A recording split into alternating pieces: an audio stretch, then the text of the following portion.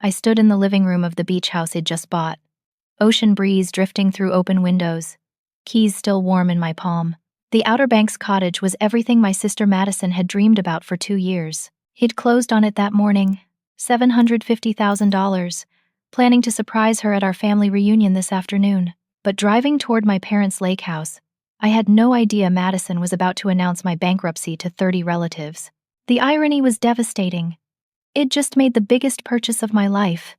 3 months earlier, my life looked nothing like what Madison imagined. I was 32, working as a senior software engineer at a tech startup in Austin, Texas. My days were filled with code reviews, sprint planning meetings, and the kind of complex problem-solving that made my brain feel alive. I'd been with the company for 4 years, watching it grow from 15 employees in a cramped office above a taco shop to nearly 200 people across 3 floors of a downtown high-rise. I lived in a modest 1-bedroom apartment in South Austin, about 800 square feet with dated countertops, and a bathroom that needed updating. But the rent was reasonable at $1,400 a month. And I'd been saving aggressively since college. No car payment because I'd bought my Honda Civic used and paid cash. No credit card debt because I'd learned early that interest was just throwing money away. My furniture came from estate sales and Facebook Marketplace. My clothes were practical, mostly from Target and Old Navy. I packed my lunch every day, made coffee at home, and my idea of splurging was getting guacamole at Chipotle. People who didn't know me well thought I was cheap. Madison certainly did. My younger sister, 28 and golden from the day she was born, had a different approach to life.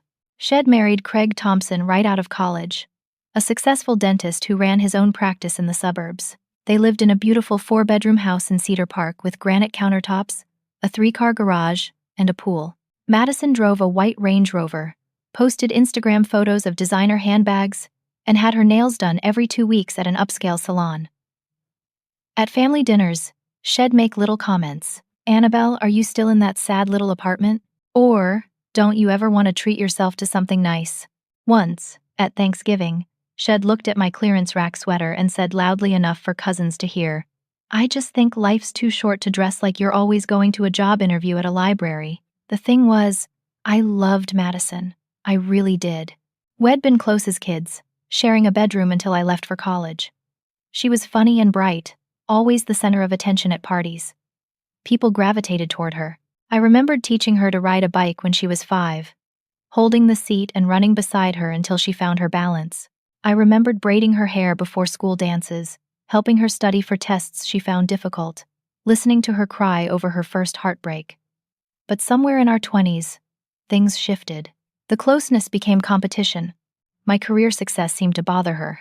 When I got promoted to senior engineer, she'd responded to my excited text with, That's great, but don't let work become your whole life. You need to focus on finding a husband, too. When I bought my Civic with cash, she'd said, I guess some people are just satisfied with practical instead of beautiful.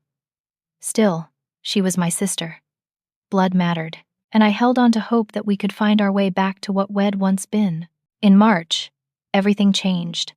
Our startup got acquired by a major tech company. The deal closed fast, and suddenly my stock options were worth real money. After taxes, I netted $1.2 million. The number appeared in my bank account on a Tuesday morning, and I stared at it for 20 minutes, barely breathing. I told no one. Not my parents, not my friends, certainly not Madison. I'd seen what happened when people suddenly came into money. Relationships changed. Expectations shifted. People who'd never asked for help before suddenly had emergencies that required exactly the amount you could afford to give. I met with a financial advisor, set up investment accounts, paid off my student loans, and started thinking carefully about what to do next. The smart move was to invest most of it, maybe buy a small house, continue living modestly while the money grew. But there was something else tugging at me. For 2 years, Madison had been obsessed with a specific vacation home. Every family gathering, she'd bring it up. The house was in the Outer Banks of North Carolina, a 4-bedroom beach cottage with weathered cedar shingles, a widow's walk on the roof, and a wraparound porch facing the ocean. She'd found it on a real estate website and had shown everyone photos at least a dozen times. This is my dream house, she'd say. Craig and I are saving for it. maybe in a few years. But I knew Madison and Craig weren't really saving. Their lifestyle didn't allow for it. The Range Rover lease was $800 a month. Their mortgage was $3,500. They went out to expensive dinners 3 times a week, took luxury vacations to Cabo and Napa Valley, and Madison's shopping habit was legendary among our cousins. She'd post haul videos on social media showing bags from Nordstrom and Saks. Still, she talked about that beach house constantly. She'd created a Pinterest board with decorating ideas. She'd planned which bedroom would be hers and Craig's, which would be for future kids, which would be the guest room. She talked about family Christmases there, about teaching her someday children to boogie board in the waves. Sitting in my apartment one evening in April, I had an idea. What if I bought the house? It was listed at $750,000, which I could afford. I could buy it as an investment property, rent it out for income, and then when Madison and Craig were finally in a position to buy, I could offer to sell it to them at my cost.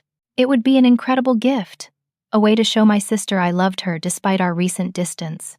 The more I thought about it, the more it felt right. This could heal our relationship. This could show her I wasn't the selfish, cheap person she seemed to think I was. I imagined her face when I told her, the shock and joy, maybe even tears. We'd hug like we did when we were kids, and all the petty competition would fall away. I contacted a realtor in North Carolina, a cheerful woman named Brenda, who sent me detailed photos and a virtual tour. The house was even more beautiful than the listing photos suggested. Hardwood floors throughout, a renovated kitchen with white subway tile and butcher block counters, windows that filled every room with light. The Widow's Walk had a 360-degree view of the ocean and sound. I could picture Madison up there at sunrise, coffee in hand, finally at peace. I started the paperwork in early May, working with Brenda long distance, getting the inspection done, arranging financing even though I could pay cash. My mortgage broker suggested keeping most of my liquid assets invested and taking a small mortgage with a low interest rate. It made financial sense. Through all of this, I kept the secret. At a family dinner in late April, Madison was showing everyone the beach house photos again on her phone. "We're getting so close to being able to afford this," she said. Though I knew it wasn't true. Maybe by next summer. I smiled and said nothing, hugging the secret close. But then something happened that should have warned me. I was at my parents' house for Sunday dinner, and Madison had stepped outside to take a phone call. I was in the kitchen helping my mom with dishes when I heard Madison's voice through the open window. She was laughing, talking to someone, probably one of her friends. I know, right? Annabelle will die alone and broke because she's too cheap to even date properly. She's 32 and still acts like she's a broke college student. It's honestly sad. Like, what's the point of making decent money if you're going to live like that? The words hit me like cold water. My hands stopped moving in the dishwater. My mom hadn't heard. She was running the garbage disposal. But I'd heard every word. And they stung worse because they were said so casually, with laughter. Like my life was a joke to share with friends. I stood there for a long moment, considering, maybe I should confront her. Maybe I should cancel the whole beach house plan. Maybe trying to win my sister's love with a grand gesture was pathetic. But then I thought about how insecurity makes people cruel. Madison was probably jealous of my career, my independence, my lack of debt. She was lashing out. If I could just show her I wasn't the person she'd built up in her mind, if I could demonstrate real generosity, maybe she'd see me clearly again. I decided to proceed with buying the house. Love, I told myself, meant seeing past someone's worst moments to who they really were underneath. 2 months slipped by in a blur of paperwork, inspections, and appraisals. I closed on the Outer Banks house on June 15th, a Saturday morning. I'd taken the day off work, flown to North Carolina on Friday night, and met Brenda at the title company at 9 in the morning. The closing took 90 minutes, signing document after document until my hand cramped. When Brenda handed me the keys, she squeezed my shoulder and said, "Congratulations, honey. This is a beautiful property. You're going to make wonderful memories here." I drove to the house alone, letting myself in through the front door. The hardwood floors gleamed in the morning sunlight. I walked through every room slowly, imagining Madison's reaction when I told her. I climbed the narrow stairs to the Widow's Walk and stood looking out at the Atlantic. Gray, blue, and endless. The wind was strong up there, pulling at my hair. and I felt something huge and overwhelming, a mix of pride and fear and hope. I'd done it. I owned a beach house. Me, Annabelle Chen. No, wait. Annabelle Foster. I'd bought a $750,000 property with my own money, and I was about to give my sister the shock of her life. The family reunion was scheduled for that same afternoon at my parents' lake house in the Texas Hill Country. I'd planned it perfectly. I'd reveal the surprise there, surrounded by family, making it a moment Madison would remember forever. I flew back to Austin early afternoon, drove straight to my apartment to change clothes, and then headed west toward the lake house. The drive took about 4 hours, winding through increasingly green hills, past towns with names like Dripping Springs and Johnson City. I had the envelope on my passenger seat, a simple manila folder containing a printed photo of the beach house, and a note I'd written, "For Madison, the sister I'll always love. This is yours whenever you're ready." But the weeks leading up to this day had been strange. Madison had been unusually attentive, calling me several times a week, asking questions about my job and my finances. At first, I'd been happy about it. Maybe we were reconnecting. Maybe she was finally ready to move past the competition. "How's work going?" she'd ask. "Are things stable there?" "I read something about tech companies struggling." "Everything's fine," I'd say. "Actually, things are really good." "And you're doing okay financially? Like, you're not stressed about money or anything?" The questions felt odd, but I attributed it to sisterly concern. Maybe she was growing up, becoming more thoughtful. I wanted to believe the best. Then I'd made a mistake. In one conversation, Madison had asked if I had any big plans coming up, and I'd said, without thinking, "I've been dealing with some real estate matters, actually." Her voice had sharpened immediately. "Real estate? What do you mean? Are you selling your apartment?" "No, nothing like that. Just some business stuff." "Annabelle, are you in some kind of trouble? You can tell me, are you having to sell something?" "Madison, I'm fine. Really." But she wouldn't let it go. Over the next 2 weeks, the questions kept coming, each one more probing than the last. "You'd tell me if you needed help, right? Have you talked to Mom and Dad about your situation?" "I'm here for you if things get bad." I deflected every time, frustrated but also touched that she seemed concerned. "It's sad for the people affected, but I'm not one of them." Her response came fast. "Are you sure? You'd tell me if you weren't okay, right? I'm so worried about you." Then, "This explains the real estate stuff. You're having to liquidate assets." "Oh, Annabelle, I'm so sorry." I stared at my phone, confused. "Madison, I'm not liquidating anything. I told you. I'm fine. It's okay to need help. There's no shame in it. We're family." The conversation left me uneasy, but I pushed it aside. I had a surprise to reveal, a reunion to attend, and a relationship to heal.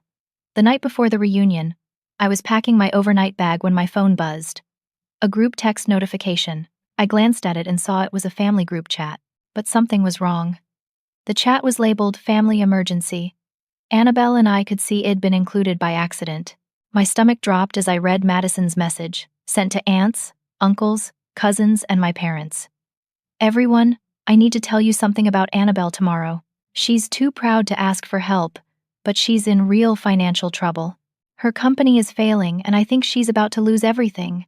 We need to stage an intervention and help her before she ends up homeless. Don't let on that, you know. I want to address it publicly tomorrow so she can't run away from accepting our support. Please come ready to contribute what you can." I read it 3 times, each reading making me feel sicker. My hands were shaking. This wasn't concern. This was something else entirely. Madison was setting up some kind of public intervention for a crisis that didn't exist. I started to text back, to correct the record, but stopped myself. If I responded, Madison would know she'd accidentally included me. She'd change tactics, maybe cancel whatever she had planned. And I realized I wanted to see this play out. I wanted to know exactly what my sister was capable of. I didn't sleep that night. I lay in bed, staring at the ceiling, the envelope with the beach house photo on my nightstand. Should I still give it to her? Should I confront her privately before the reunion? Should I just skip the whole thing? But by morning, I'd made a decision. I would go. I would let Madison do whatever Shed planned, and then I would respond. Not with cruelty, but with truth. Sometimes the kindest thing you can do for someone is let them face the consequences of their actions. I got in my car Saturday morning, the 4-hour drive ahead of me, and headed toward what I knew would be the strangest family reunion of my life. I pulled up to my parents' lake house just after noon. The property sat on 3 acres overlooking Lake Travis, a sprawling ranch-style home my dad had built 30 years ago. Cars lined the long driveway, at least 15 of them. My entire extended family was here. Aunts, uncles, cousins, my grandmother, even some second cousins I barely knew. The moment I stepped out of my car, I felt it. The atmosphere was wrong. My cousin Jennifer rushed over, giving me a hug that lasted too long. "How are you doing?" she asked, her voice heavy with meaning. Like, really? How are you? "I'm good," I said, confused by her intensity. "Really good, actually." She squeezed my hand. "You're so brave." I walked toward the house carrying my overnight bag and the manila envelope. My Aunt Helen met me at the door, her eyes already red like she'd been crying. "Sweetheart," she said, pulling me into her arms, "we're all here for you. Whatever you need." "Thanks, Aunt Helen," I said slowly. "I appreciate that." Inside, more of the same. Uncle Marcus clapped me on the shoulder and said, "Tough times don't last, but tough people do." My cousin David avoided eye contact. My grandmother sat in her usual chair by the window, watching me with sharp eyes that missed nothing. My parents were in the kitchen. My mom hugged me tight, and I could feel her shaking. "Baby, why didn't you tell us how bad things were?" "Mom, what are you talking about?" Madison explained everything. About your job, about the money troubles. "Honey, you should have come to us." I opened my mouth to respond, but my dad cut in. "We can help. We've got some savings. You can move back home if you need to." This was worse than I'd imagined. Madison hadn't just told a few people. She'd convinced my parents, people who should know me better than anyone, that I was in crisis. "Can we talk about this after lunch?" I asked. "I'd rather not get into it right now." My mom nodded, wiping her eyes. "Of course, whatever you need." Lunch was set up on the big deck overlooking the lake. Long tables covered with white tablecloths, bowls of potato salad and coleslaw, platters of barbecued chicken and brisket. Normally, I'd be excited. My dad's brisket was legendary, but I had no appetite. I sat at one of the tables with my parents, Madison, Craig, and several cousins. Madison was in her element, wearing a flowing white sundress and oversized sunglasses, looking like Shed stepped out of a resort commercial. Craig sat beside her, quiet as always, occasionally checking his phone. Madison smiled at me across the table. "I'm so glad you came, Annabelle. Family is so important, especially during hard times." I smiled back, saying nothing. After lunch, as people were finishing their sweet tea and starting on the peach cobbler, Madison stood up. She tapped her glass with a spoon, the sharp ringing sound cutting through the conversation. Everyone turned to look at her. "I want to talk about something important today," she began, her voice projecting across the deck with practiced ease. Shed always been comfortable with attention. "We're family, and family takes care of each other in hard times." My stomach tightened. Here it came. "My sister Annabelle is going through a really difficult period right now." She paused, letting the words sink in. "Her company is going bankrupt, she's being laid off, and she's losing everything she's worked for." Gasps around the deck. 30 faces turned toward me with expressions of shock and pity. I tried to interrupt. "Madison, that's not true." But she talked right over me, her voice growing louder. "She's too proud to ask for help. That's just who Annabelle is. But I've done some digging, and the situation is worse than she's letting on. She's been liquidating assets trying to stay afloat. She's going to lose her apartment. She might even have to file for bankruptcy." The word bankruptcy hung in the air.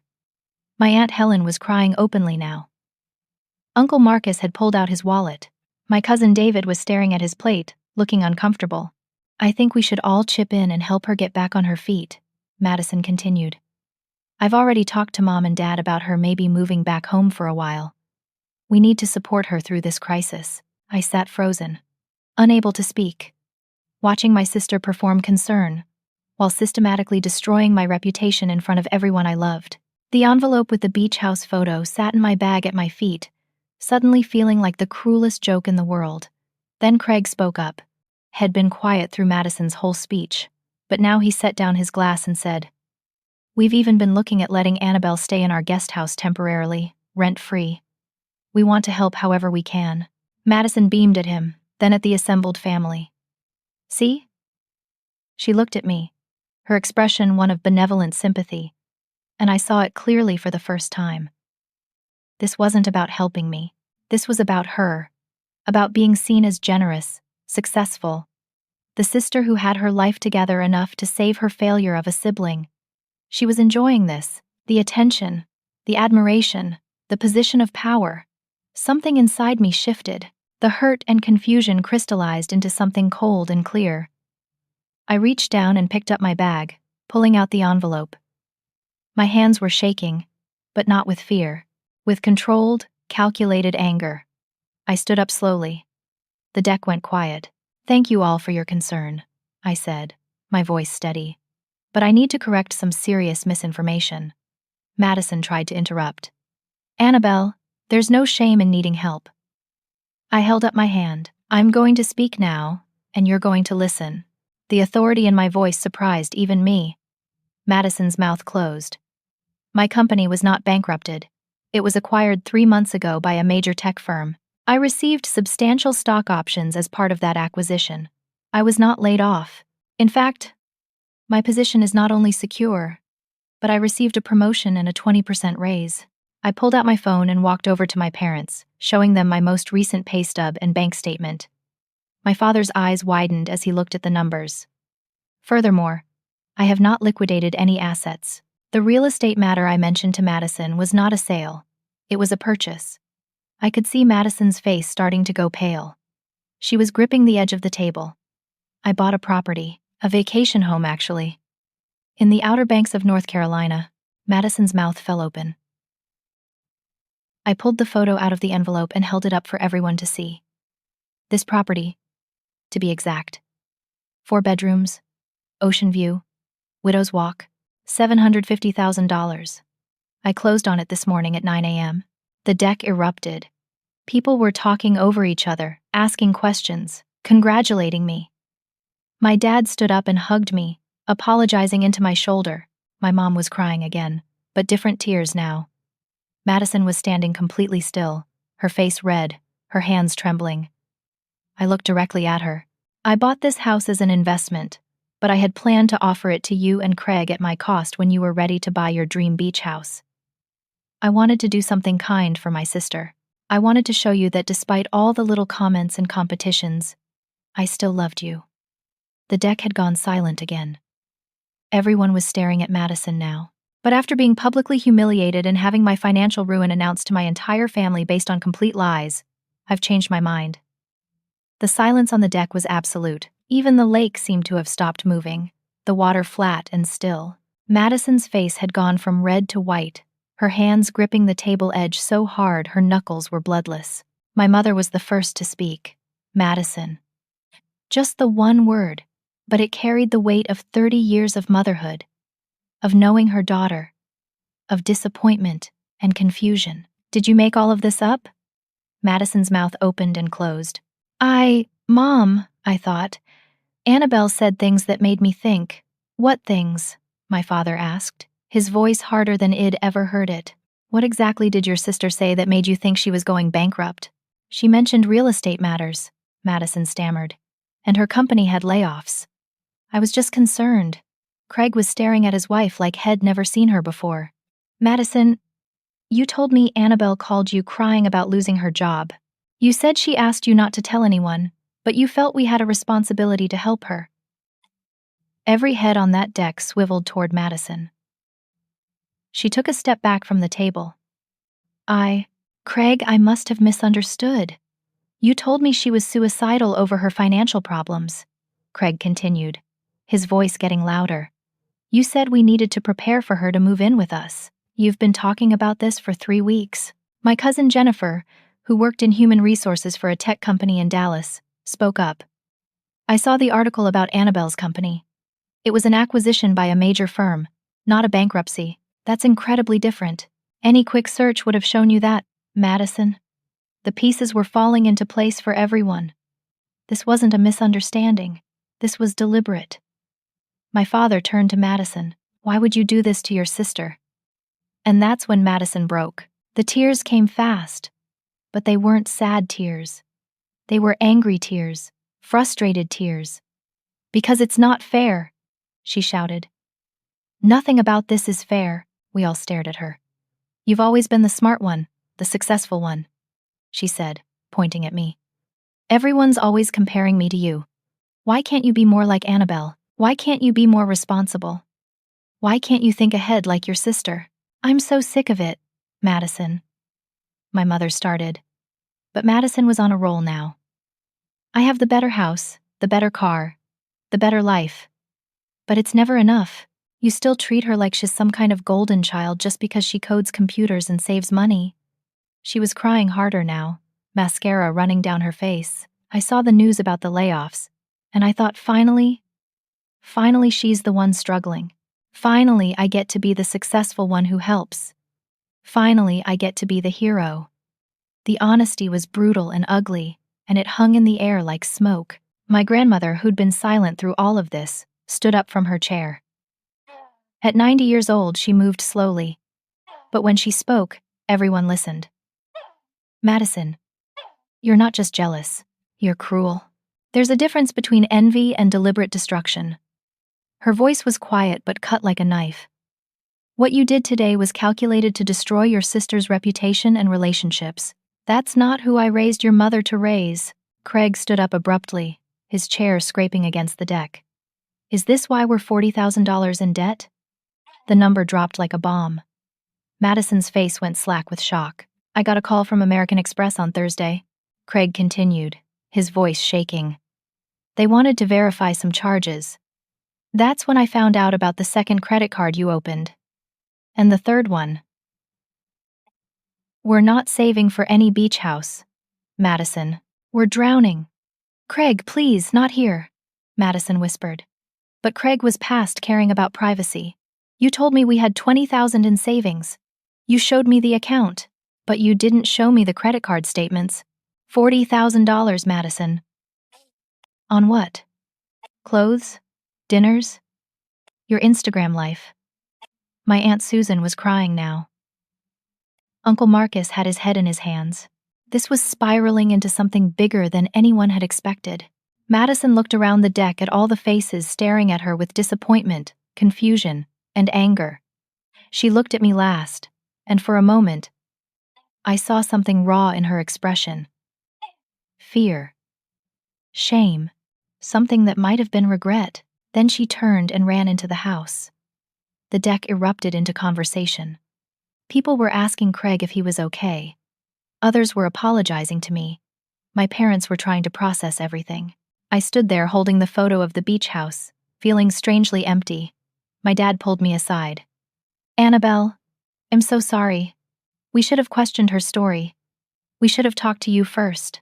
It's okay, Dad, it's not okay. He looked old suddenly, tired. We enabled this, your mother and I.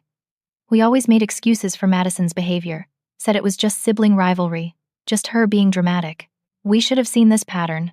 I hugged him. This man who'd taught me to change a tire and balance a checkbook, who'd never missed one of my school presentations even when they were boring talks about science fair projects. It's not your fault, Dad. But part of me wondered if it was. If we'd all, in our own ways, created the dynamic that led to this moment. An hour later, I found Madison sitting alone on the boat dock, her feet dangling over the water. The dock was old wood, weathered by years of sun and lake water. We'd spent so many summer days here as kids, jumping off the edge, trying to catch fish. We'd never eat. I sat down beside her. She didn't look at me. I'm sorry, she said finally. Her voice was small, nothing like the confident performance on the deck. I'm so sorry, Annabelle. Why did you do it? She was quiet for a long time. When she spoke, her voice was barely above a whisper. I've been miserable for years. Everything in my life is a performance. The perfect house that we can't afford. The perfect marriage that's held together by me pretending everything's fine. The perfect Instagram feed that takes hours to create. I'm exhausted. I waited, letting her continue. You've always had it easy, she said. You're smart. Things make sense to you. You don't have to try as hard. That's not true. It feels true. She wiped her eyes. I struggled in school. I struggled in college. I've struggled at every job I've ever had. And then you're just effortlessly good at everything. And everyone loves you for it. Madison, people love you too. They love what I show them, the performance. If they saw the real me, the one who's scared all the time and doesn't know what she's doing and can't keep up with her own lies. She trailed off. We sat in silence, watching the water. A boat passed in the distance, its weight creating ripples that eventually reached the dock. I really am sorry, she said again. Not just for today. For years of being awful to you. You didn't deserve that. I wanted to forgive her. Part of me wanted to pull her into a hug and say it was all okay, that we could start over. But another part of me, the part that had been hurt repeatedly, that had listened to cruel comments and public humiliation, that had spent years trying to earn love that was always conditional, held back. Thank you for saying that, I said carefully. She turned to look at me, hope flickering in her red eyes. So are you going to give me the beach house now? Since you know I need it. The words hit me like cold water. After everything, after the tears and apologies and admissions, she still didn't understand. She thought sorry was a magic word that erased consequences. She thought one moment of honesty meant she deserved the reward anyway. No, Madison. I'm not rewarding you for trying to destroy me. Her expression hardened. So you're just going to be vindictive? You're going to punish me forever. I'm going to protect myself. There's a difference. She stood up abruptly. This is exactly what I'm talking about. You're so perfect, so righteous. You can't even forgive your own sister. Forgiveness doesn't mean giving you whatever you want. You're selfish. Annabelle, you always have been. You could help me and Craig. You could save our marriage. But you're choosing to be petty instead. I stood up too, facing her. Your marriage problems aren't my responsibility. Your debt isn't my fault.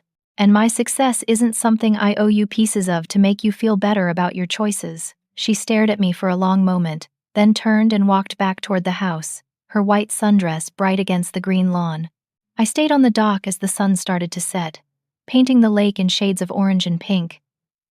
I'd thought today would end with my sister and me reconciled, with tears of joy instead of anger, with a new beginning. Instead, it had revealed a chasm between us wider than I'd imagined. The reunion effectively ended that evening. People left in clusters, giving me awkward hugs and apologizing for believing Madison's story. My Aunt Helen squeezed my hands and said, "You're a strong woman, Annabelle. Stronger than I would have been." Uncle Marcus pulled me aside and said, "If you ever need anything, real or imagined, you call me." Madison and Craig left separately. She took the Range Rover, speeding down the long driveway with gravel spraying. He stayed behind, talking quietly with my dad on the porch for over an hour. I didn't hear their conversation, but I saw Craig's shoulders shaking at one point, saw my dad's hand on his back. I stayed the night at the lake house. My parents and I sat in the living room after everyone else had gone, the house quiet except for the hum of the air conditioning and the occasional call of a nightbird outside. "I don't know where we went wrong with her," my mother said, holding a cup of chamomile tea she wasn't drinking. "We raised you the same way. You didn't go wrong, Mom. People make their own choices, but the jealousy, the lying, the cruelty, where did that come from?" I thought about it. I think it came from comparing herself to everyone else instead of just being herself. Social media made it worse. Everyone's life looks perfect online. Madison tried to create that perfect life in real life, and it became unsustainable. My dad sighed. "We did compare you two. I see that now. Why can't you be more like Annabelle?" We said that more than we should have. And we said, "Why can't you be more outgoing, like Madison?" To me, I countered. Comparison goes both ways. We talked for hours, processing, trying to understand. Eventually, exhaustion won and we went to bed. I slept in my childhood bedroom, unchanged since high school, with posters of coding languages on the walls and a bookshelf full of computer science textbooks. I lay in the narrow twin bed and stared at the ceiling, feeling like I was 15 again, but with problems 15-year-old me never could have imagined. Over the next 2 weeks, the fallout continued. Family members called me to apologize individually. My cousin Jennifer sent a long email about recognizing toxic patterns in relationships. My grandmother invited me to lunch and told me stories about her own difficult sister, dead now for 20 years. Their reconciliation never quite complete. Craig filed for separation. I heard this through my mother, who heard it through Madison. Head moved into an apartment, insisting on marriage counseling before they made any permanent decisions. Madison had agreed. Though my mother said she seemed more angry than remorseful, I went back to work, back to my normal life in Austin. But everything felt different.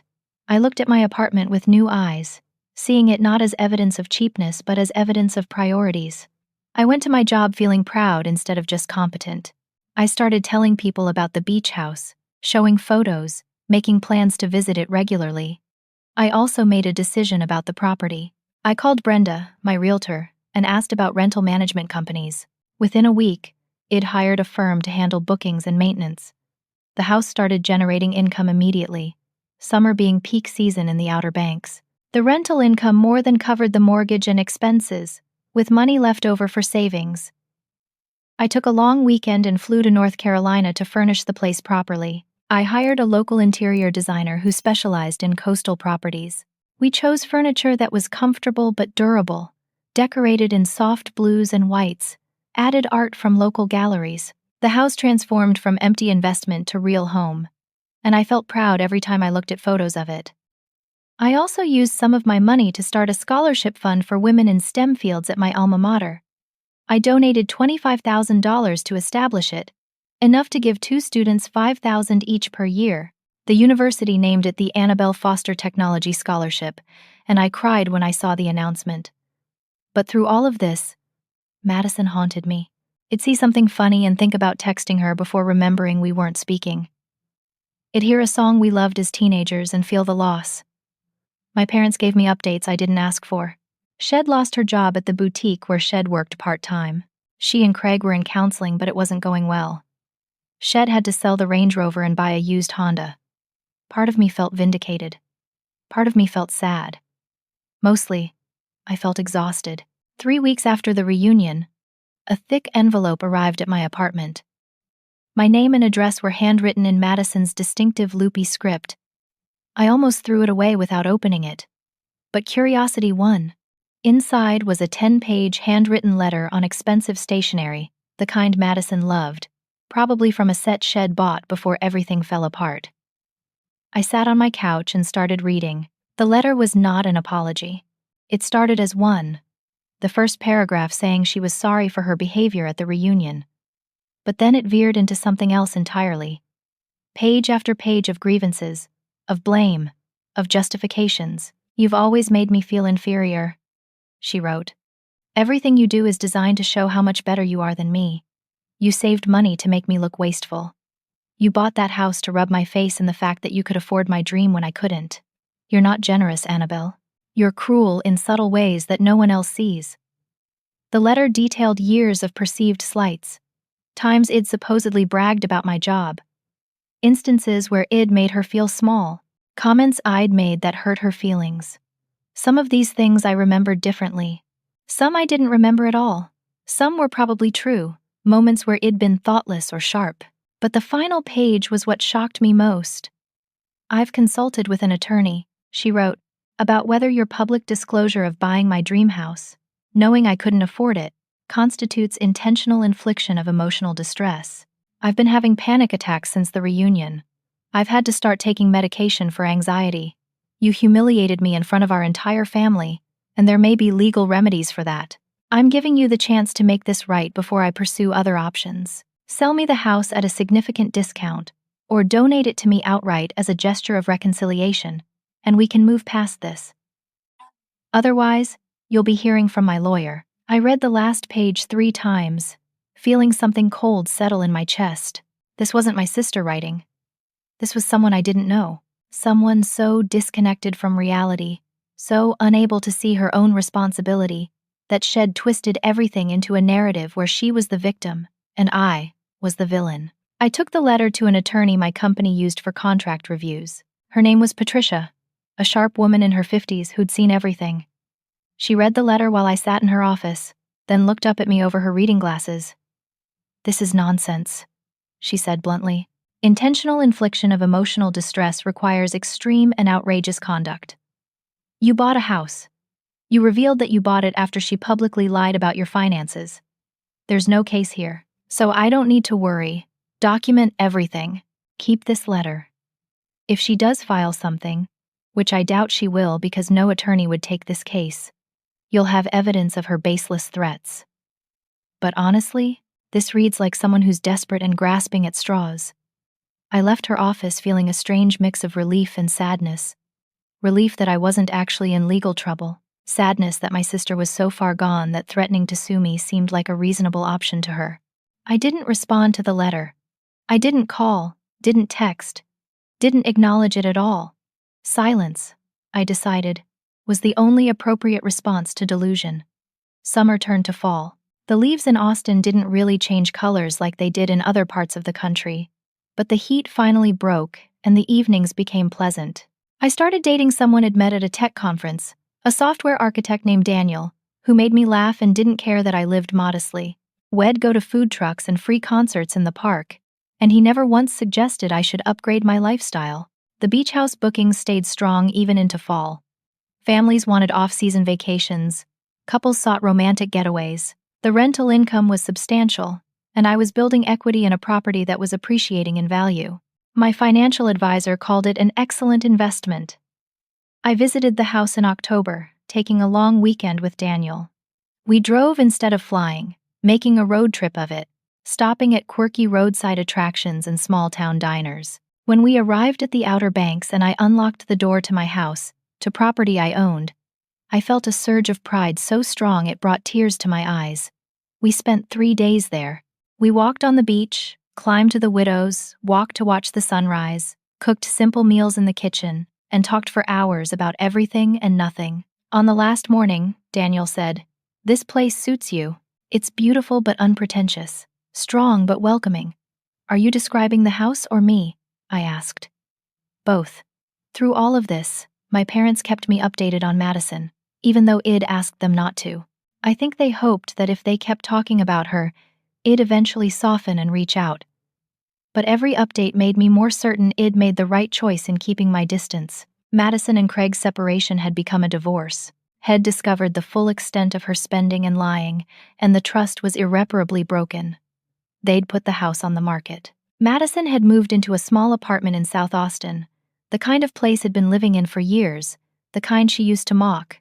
She'd gotten a new job as a manager at a retail store in a mall, a significant step down from her boutique position but the only offer She'd received.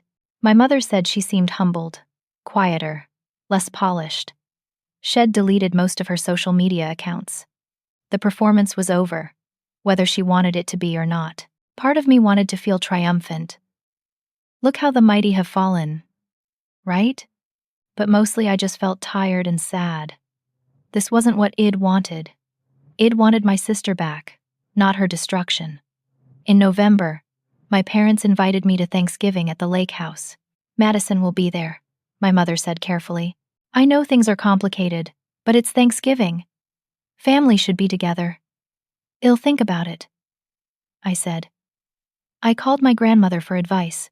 She was the wisest person I knew, someone who'd lived through real hardship, the Great Depression, World War II, the loss of a child. My problems seemed small compared to hers, but she always took them seriously. "Do you want to see her?" she asked me. "I don't know. Part of me misses her. Part of me never wants to see her again." "Those feelings can coexist," my grandmother said. "Love and hurt aren't opposites. Sometimes they're the same thing." "What would you do?" I'd ask myself what I want my life to look like in 5 years, in 10 years. Will I regret not trying? Will I regret trying? There's no wrong answer, sweetheart. Only the answer that lets you sleep at night. I thought about it for days. I imagined Thanksgiving with Madison there. The awkwardness, the forced politeness, the weight of everything unsaid. I imagined Thanksgiving without her. The empty chair, my parents' disappointed faces, the knowledge that our family was fractured. In the end, I decided to go. Not for Madison, but for my parents, who didn't deserve to navigate this minefield alone. And maybe, if I was honest with myself, because some small part of me still hoped my sister was in there somewhere, underneath all the performance and pain. Thanksgiving Day was cold for Texas, temperatures in the 40s. I drove to the lake house mid-morning, my stomach tight with nerves. Cars were already there, my parents and another I didn't recognize. Madison's, probably. Shed sold the Range Rover and bought something smaller. Inside, the house smelled like turkey and sage dressing. My mom was in the kitchen, my dad was watching football, and Madison was setting the table, carefully arranging silverware and napkins. She looked different, thinner, with dark circles under her eyes. Her hair was pulled back in a simple ponytail instead of the elaborate styles she used to spend hours creating. She wore jeans and a plain sweater, no designer labels visible. She looked, for the first time in years, like a real person instead of an Instagram filter. "Hi," she said when she saw me. "Hi." We stared at each other across the dining room table. My mother bustled in with a basket of rolls, creating a buffer of normalcy. Lunch was awkward. We made small talk about safe subjects: the weather, the football game, my dad's plans to rebuild the boat dock. We carefully avoided anything meaningful, tiptoeing around the crater in the middle of the room. After we ate, after the dishes were done and my parents had settled in for naps, Madison found me on the back porch. I was sitting on the steps, watching the lake. "Can we talk?" she asked. "Sure." She sat down beside me, leaving a foot of space between us. "I got your message. I mean, your non-message. You didn't respond to my letter. I didn't think there was anything to say. There wasn't." She picked at a splinter in the wood step. "That letter was insane. I know that now. I was spiraling, blaming you for everything because I couldn't face that I'd destroyed my own life." I waited. "I'm in therapy," she continued. "Real therapy, not just marriage counseling. We're working on a lot of things. Why I need constant validation. Why I built my whole identity around what other people think. Why I treated you the way I did. That's good, Madison. My therapist asked me what I want from you. Like, what would make this right in my mind? And I realized I wanted you to fail, not just to make myself feel better, but because some part of me believed that if you failed, it'd finally be enough. Does that make sense?" In a sad way, yes. She was crying now, quiet tears running down her face. "I don't know how to fix this. I don't know if I can. I've spent so many years being awful to you that I don't know if there's a way back." I thought about my grandmother's question. What did I want my life to look like in 5 years? Did I want a relationship with Madison in it? Or did I want the clean break of permanent distance? "I don't know either," I said honestly. "I don't trust you right now, Madison. And I don't know if I ever will again." "That's fair. But I don't hate you. I'm not trying to punish you. I'm just trying to protect myself." She nodded, wiping her eyes. "Can I ask one thing?" "Okay. Did you really buy that house for me? Or was that just something you said to make me look worse?" I considered lying. But what was the point? I really bought it for you. Or to offer to you, at least. I thought it would heal things between us. She started crying harder. "I'm such an idiot. Such a complete idiot." We sat in silence as the sun started to set, painting the lake in shades of amber and rose. It wasn't forgiveness, what was happening between us. It wasn't reconciliation. It was just two sisters sitting together, acknowledging the damage, uncertain about the future. When I left that evening, Madison walked me to my car. "Thank you for coming," she said. "You're welcome. I don't expect things to go back to normal. I just am glad we could be in the same room without everything exploding. That's progress, I guess." I drove home thinking about healing and how it's not linear, not simple, not guaranteed. Sometimes the best you can hope for is peaceful coexistence. 2 weeks later, I got an email from Madison. Just 3 sentences. I'm sorry for what I did. I'm working on myself. I don't expect forgiveness, but I wanted you to know I finally understand that I was the problem, not you. I read it several times. Then I saved it in a folder and went about my day. Maybe someday. I'd respond. Maybe I wouldn't. But at least the words had been said. Winter came to Austin, mild by most standards but cold enough that I needed a jacket in the mornings. Work was busy. A new project launching that required long hours. Daniel and I were still dating, taking things slow, building something real instead of something performed. I'd introduced him to my parents at Christmas, and my dad had given me a subtle thumbs up when Daniel was out of the room. The beach house bookings slowed in winter but picked up around the holidays. Families wanted to escape to the coast for New Year's. I decided to spend the week between Christmas and New Year's there myself. Taking the time off work had been accumulating. I drove this time. The long 20-hour journey broken into 2 days with an overnight stop in Louisiana. I'd packed my laptop, planning to do some remote work if needed, but mostly I wanted to be alone with my thoughts in a place that felt like mine. The Outer Banks in winter were beautiful in a stark way. The beaches were empty. The wind was sharp and cold. The ocean gray and churning. I walked for miles every morning, bundled in layers, thinking about everything that had happened in the past 6 months. I'd learned things about myself I hadn't known. I'd learned I could be ruthless when pushed. I'd learned that loving someone didn't mean accepting their abuse. I'd learned that sometimes the kindest thing you can do is walk away. I'd also learned I was stronger than I thought. Buying this house had been scary.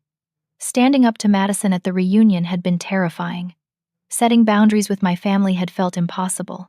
But I'd done all of it, and I was still here, still whole, maybe even better than before. On New Year's Eve, I climbed to the Widow's Walk just before midnight. The wind was fierce up there, threatening to knock me over. I could see lights from other houses down the beach, hear faint music and laughter carried on the wind. Somewhere, people were celebrating, counting down to a new year. I stood there and thought about Madison. Our relationship was probably never going to be what it was when we were kids. Too much damage, too much hurt. But maybe it could be something else, something more honest, even if less close. I thought about that email she'd sent, the simple acknowledgement of responsibility. It wasn't enough to erase years of cruelty, but it was something. My phone buzzed in my pocket. A text from my mother. "Happy New Year, sweetheart. We love you so much." Then another text. This one from an unknown number. I opened it and saw it was Madison, texting from a new phone number. "I know you probably don't want to hear from me, but I wanted to say, Happy New Year. I hope this year brings you everything you deserve." I stared at the message for a long time. The old me would have dissected it for hidden meanings, for passive aggression, for traps. But I decided to take it at face value.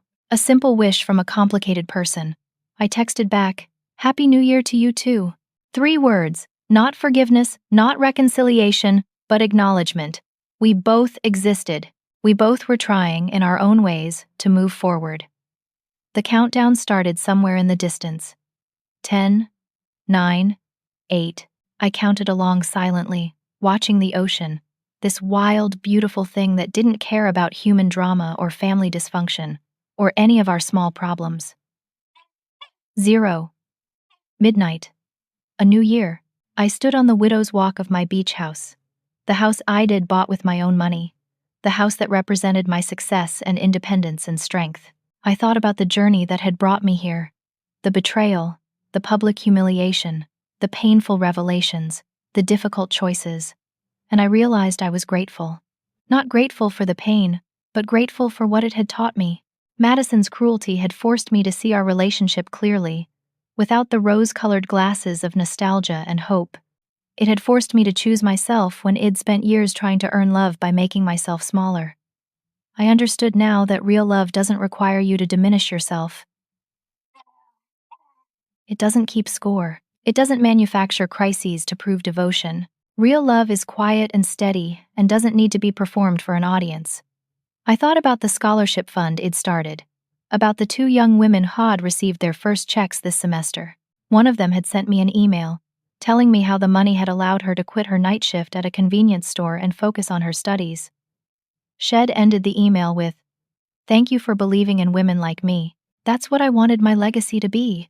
Not the sister who won some petty battle, but the woman who used her resources to lift others up. Not someone defined by family drama, but someone who built something meaningful." It learned that boundaries aren't cruel. Protecting yourself isn't selfish. And sometimes the most loving thing you can do is refuse to participate in someone else's dysfunction, even when that someone is family. It learned that you can't sacrifice yourself to fix someone else's insecurity. That trying to earn love through grand gestures doesn't work if the other person isn't capable of receiving them. That healing requires both people to want it, and sometimes only one person does. Most importantly, it learned that my worth wasn't determined by anyone's perception of me. Not Madison's jealousy, not my parents' comparisons, not society's expectations. My worth was inherent, built on my choices, my integrity, my willingness to keep growing, even when it hurt. As I stood there in the wind, I forgave myself for wanting Madison's love.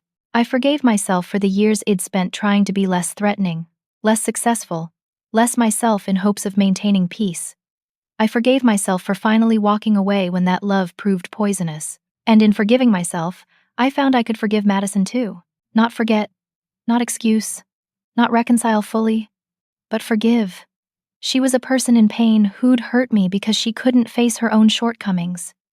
That didn't make it okay, but it made it understandable, and understanding created space for compassion, even from a distance. The wind died down for a moment, and I heard the ocean clearly, the rhythmic crash of waves against sand, constant, reliable, indifferent to human complexity. I took a deep breath of salt air and felt something release in my chest. Tension I'd been carrying for months, maybe years. Justice, I realized, hadn't come through Madison's downfall. It had come through my own rising. Through buying this house, starting that scholarship, building a life I was proud of, setting boundaries that protected my peace. The revenge wasn't in her suffering, it was in my thriving. I climbed down from the widow's walk and went inside, out of the cold. I made myself hot chocolate and sat on the couch, looking out the window at the dark ocean. This house, this beautiful space I owned, represented everything I'd fought for. Independence, security, the freedom to make choices based on what I wanted, not what would keep peace or earn approval. Tomorrow I'd drive back to Austin, back to my modest apartment that was enough, back to my job that fulfilled me, back to Daniel and my friends, and a life that was mine, authentically and completely mine. But tonight, I sat in my beach house and felt at peace. Have you ever had to set boundaries with someone you love, even when it felt impossible? Have you experienced that moment when you realize protecting your peace is more important than keeping the peace? I'd love to hear your stories in the comments below. Your experiences might help someone else who's struggling with a similar situation. If this story resonated with you, please give it a like and subscribe to hear more stories about finding strength in difficult family situations. Share this with someone who might need to hear that it's okay to choose themselves, that setting boundaries isn't selfish, and that sometimes the most loving thing you can do is walk away. Thank you for listening to my story. I hope it reminds you that your worth isn't determined by anyone else's perception, that real success is built on integrity, not performance, and that the best revenge is building a life you're proud of. May you find the courage to protect your peace, the strength to set necessary boundaries, and the wisdom to know that choosing yourself is not only okay, but sometimes essential. Until next time, take care of yourselves and remember, you deserve relationships that celebrate you, not diminish you.